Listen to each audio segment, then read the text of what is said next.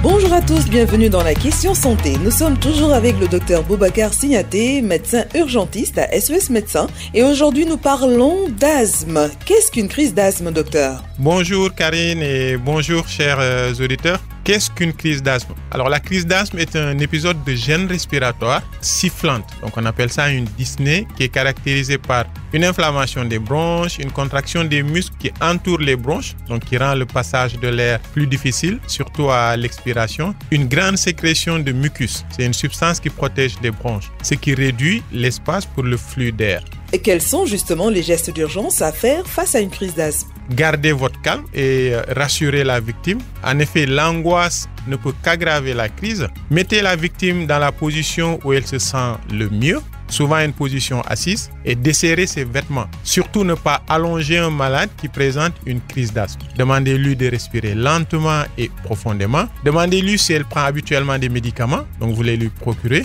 Faciliter leur auto-administration. Si les inhalations de bronchodilatateurs, par exemple la ventoline, sont inefficaces au bout de 10 minutes, là vous devez appeler les secours médicaux. S'il s'agit d'une première crise, la victime n'a aucun médicament. Dans ce cas-là, ne lui donnez aucun médicament sans prescription médicale. Et appelez son médecin traitant. Et en son absence, vous appelez les secours médicaux. Et ensuite, vous vous conformez à ce que les médecins vous recommanderont. Quels sont les signes d'asthme aigu grave, docteur? L'asthme aigu grave se manifeste par une crise intense qui est inhabituelle. Donc cette forme d'asthme peut avoir un début brutal ou faire suite à une évolution défavorable ou une exacerbation. Dans ce cas, l'air ne passe plus du tout. Inspirer et expirer demandent un effort intense sans que cela ne soit efficace. Alors, quels sont les signes d'asthme aigu grave? Donc c'est très important de les connaître, ces signes-là. C'est d'abord une grande difficulté à respirer. L'essoufflement s'aggrave.